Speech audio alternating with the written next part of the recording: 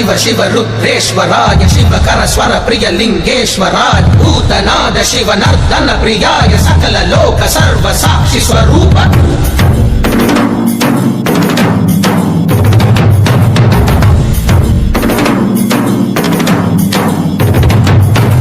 திங்கள் சூடிய நாதனே கங்கை நாடிய வேதனே மங்கை கூடிய பாகனே